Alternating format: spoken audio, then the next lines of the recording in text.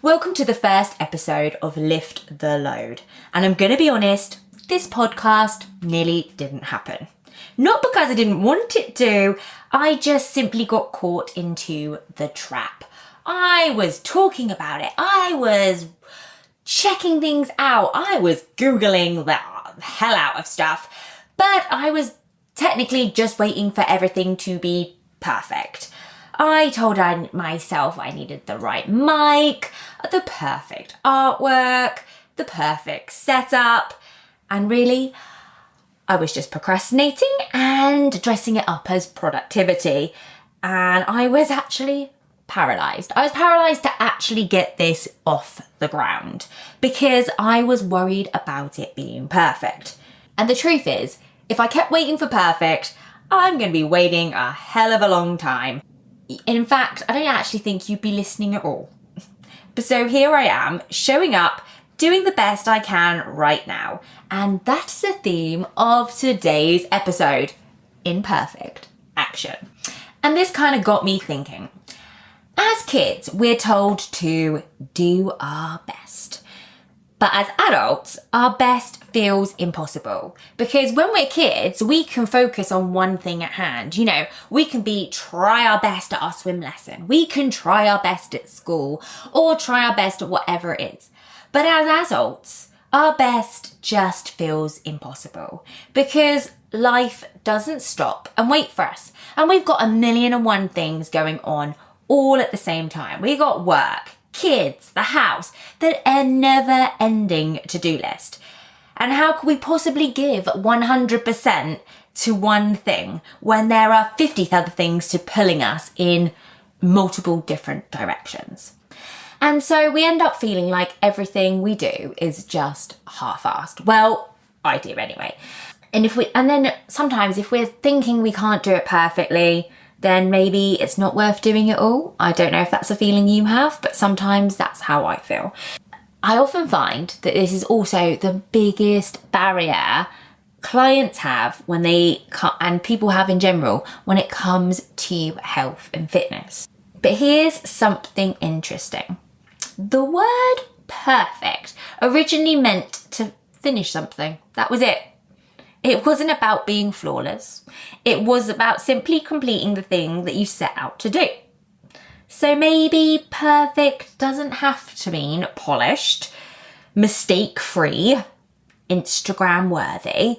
Maybe perfect is just finishing the goddamn thing.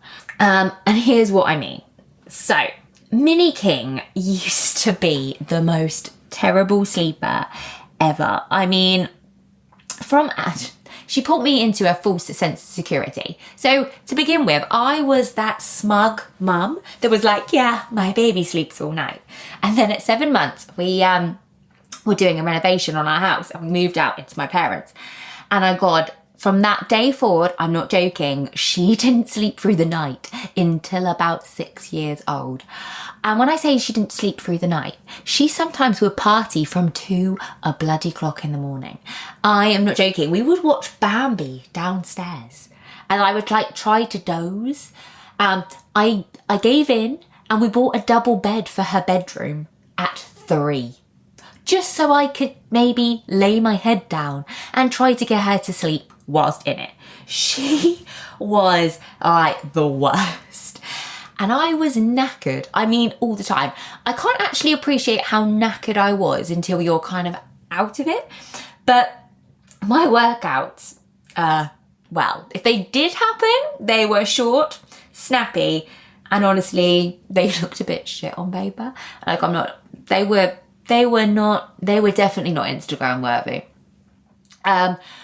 But I understand I had some level of privilege at the time. Like, I had a home gym. My husband really values exercise. So there was some ease to the fact I could do it. But in reality, there's only so much you can do when you're exhausted. And moving did make me feel slightly better, but it just couldn't be with the same intensity that I did prior to having her.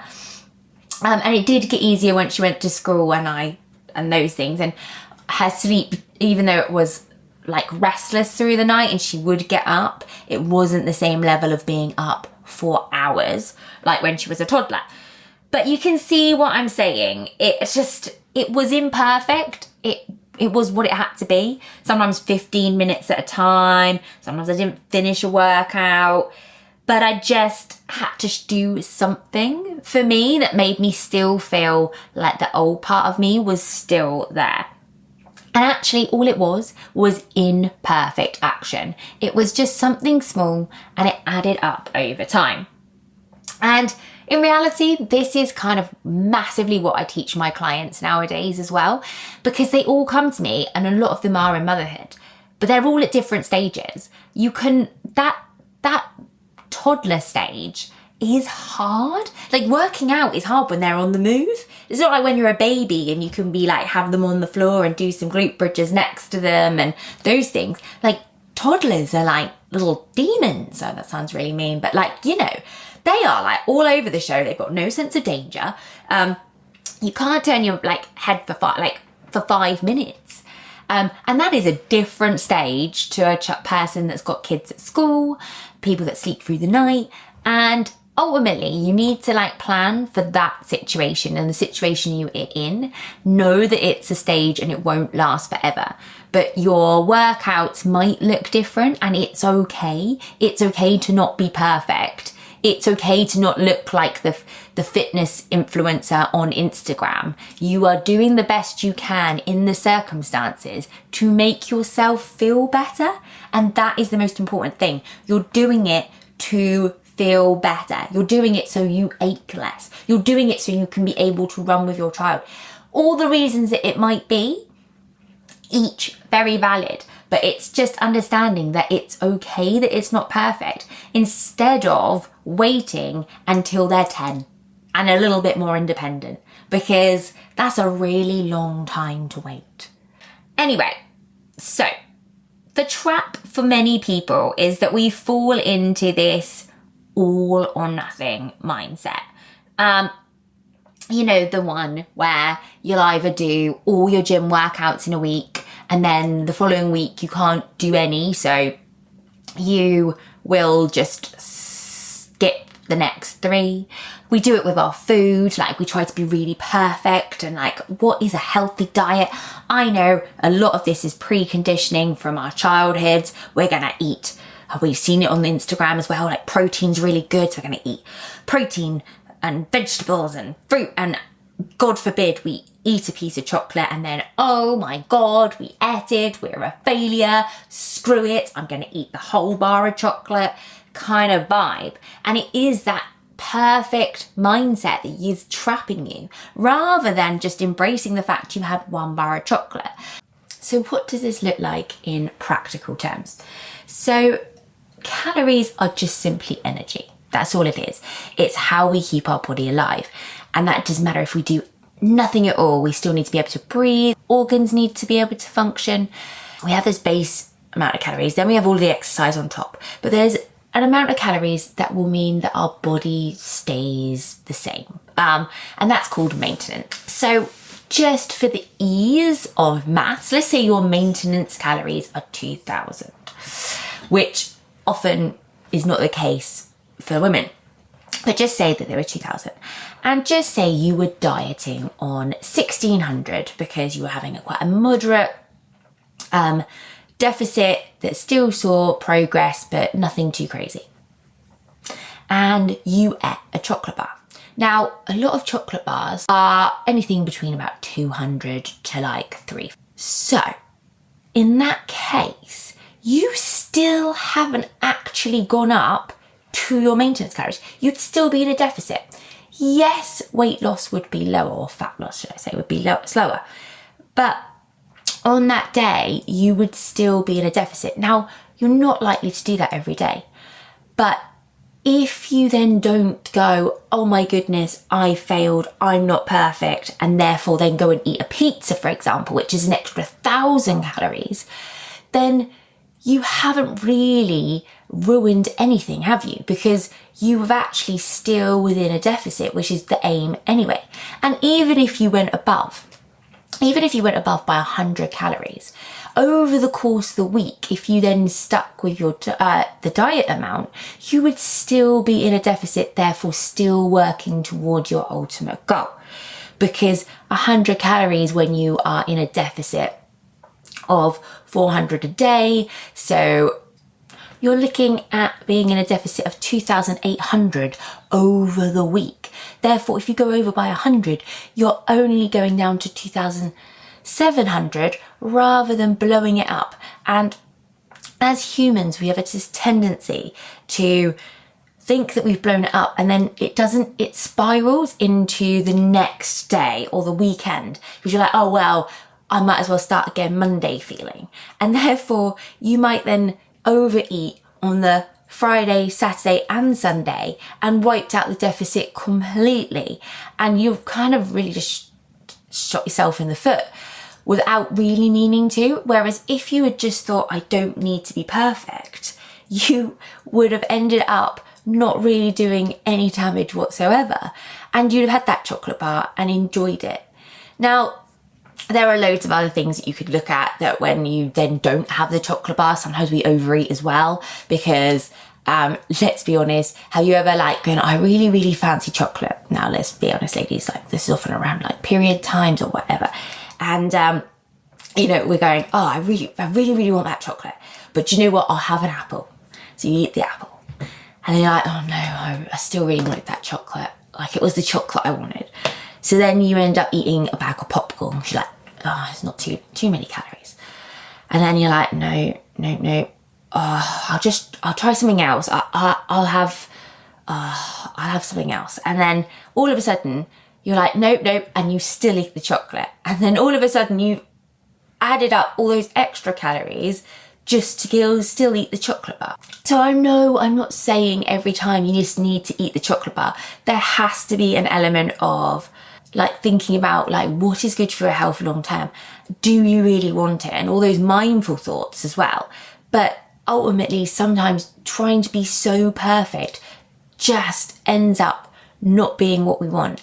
And often, if we really think about food, the first biscuit is the best. The first glass of wine, you know what it's like. The first glass of wine, you've had a really busy week, you're sitting down, you're having a glass of red, and it feels bloody delightful. Yep, but that first sip, is the best. That glass is nice. You go to the second glass, it just doesn't feel the same. And that just might be me. I'm not a massive drinker. I don't drink very often. But that one glass would be, nice and enjoyable. And after that, it just loses that satisfaction.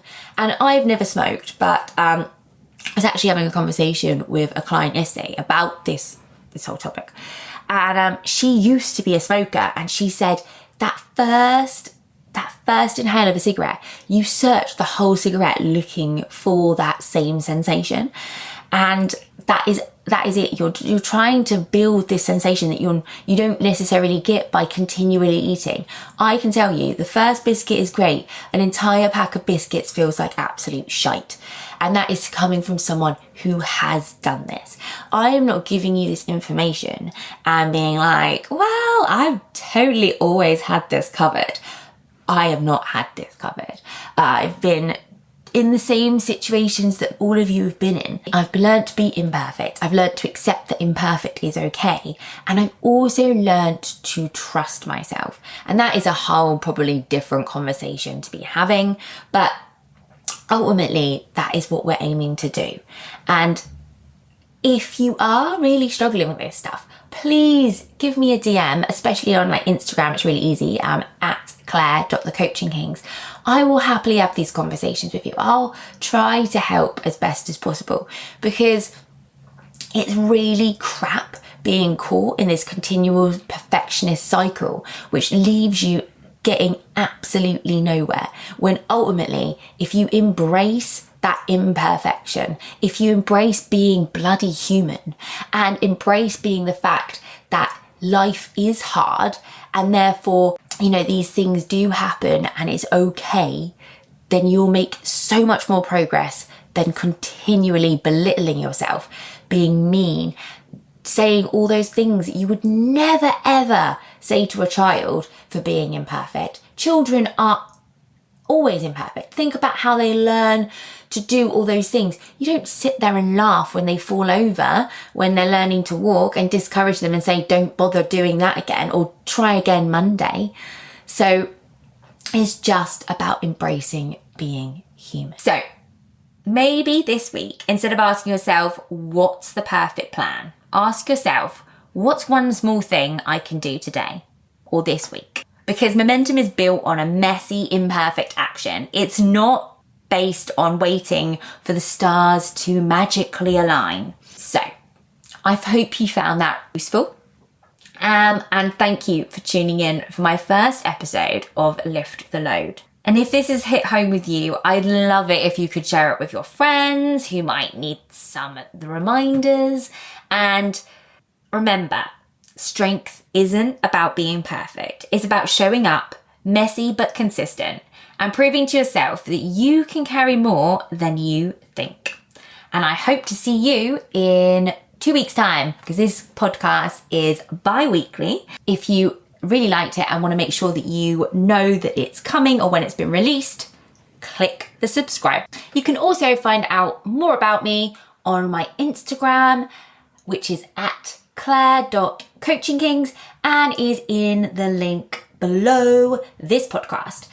Anyway, I hope you have a great 2 weeks, and I will see you again soon.